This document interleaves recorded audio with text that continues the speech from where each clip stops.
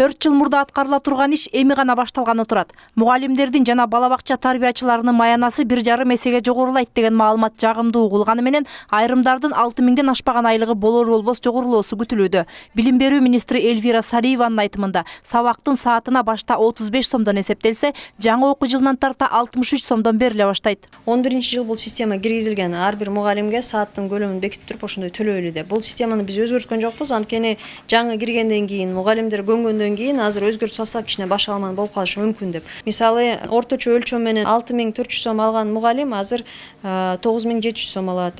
Башталгыч класстарда мисалы 7000 сом алган мугалим азыр 11500 сом алат да. Ошондо дагы бир жолу айтып кетейин, башталгыч класстарга көтөргөндөн кийин автоматтуу түрдө бала бакчаларга да көтөрүлөт. Бирок бул жөн гана саясий чечим болуп калды дешет педагогдор. Каражат бөлүнгөнү менен аны эсептеп бөлүштүрүү туура эмес жүрүп жаткандыктан акыйкатсыздык орун алып, нааразылыктар ар дайым болуп келет. Мугалимдердин аракети менен эмгегин акыйкат баалоо үчүн категория, коэффициенттерден тышкары маянанын вариативдик бөлүгү да болууга тийиш. Бул натыйжалуу иш үчүн төлөнгөн сыйлык. Ал ай сайын окуучулардын жетишкендиги жана башка критерийлер менен бааланууга тийиш. И вот этот коэффициент трудового участия Эмгектин вариативдик бөлүгү жыл сайын өсүп турууга тийиш эле. Ал бүгүнкү күндө 10% түзөт. 2011-жылдын сентябрь айында 20%га жетүүгө тийиш болчу.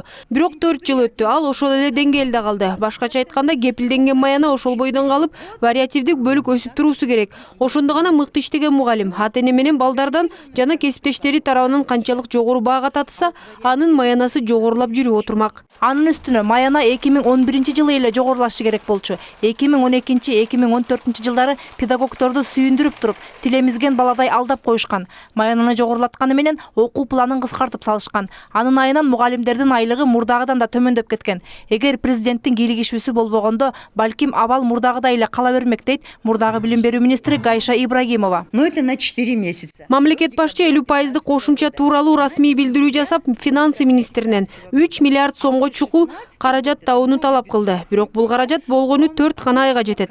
2015-жылдын декабрь айына чейин. Андыктан келерки жылга кайрадан башка каражат издөөгө туура келет. Мындан улам өкмөттүн бул чечимин туруктуу деп айтууга болбойт дешет адистер. Мээрим Ташыбекова, Эрлан Кемелбеков, НТС.